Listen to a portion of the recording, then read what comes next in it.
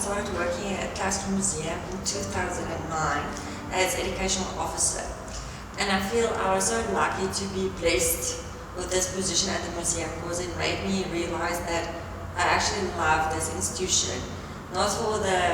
I'm not so much a historical person like that, I've seen a historian, but I just love working with the community because, as I always, my work is never the same. Like every day is so different, and I get to meet different people of all walks of life. So Klerksdorp Museum is a cultural historical museum. Many kids come to the museum and they're expecting to see fossils of dinosaurs because I think Western culture made them to believe that all museums have dinosaurs in them. So they're quite discouraged or disappointed when they come to our museum.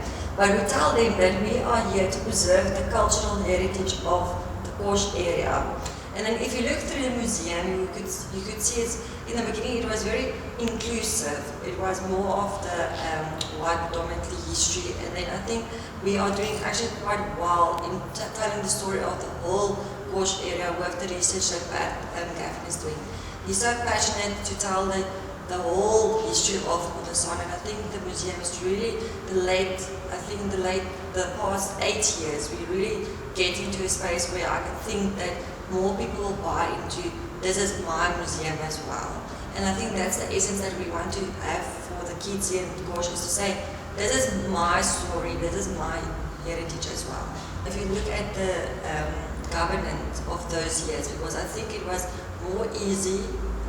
easier for a white male or white female to get a job, let's say, in a museum industry, because there was, I think, because of the apartheid system played a role. So it was easier for you to land a job than a black person or colored person next to South Africa. So I think, and then it was just like white history. The way that Bad always tells me is that it was more written down.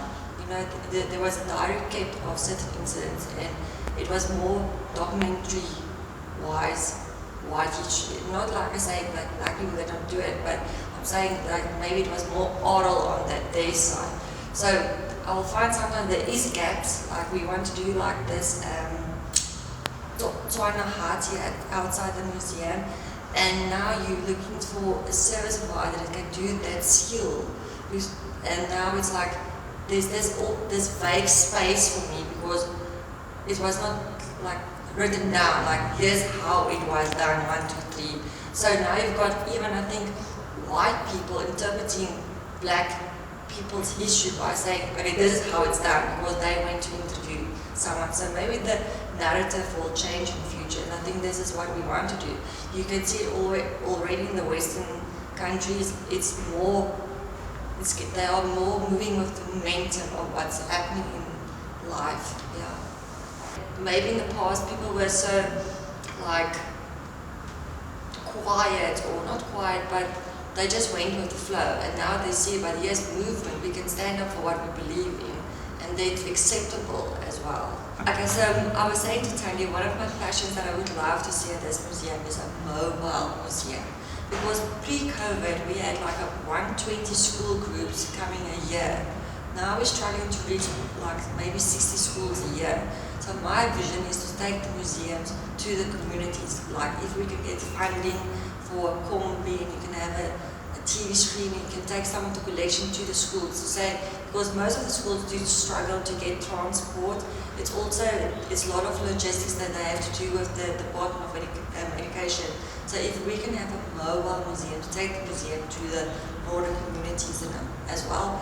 Here at the museum, I would love to see a clean environment, people that will come with their families and make the space their own, and believe that this museum has a part of my history.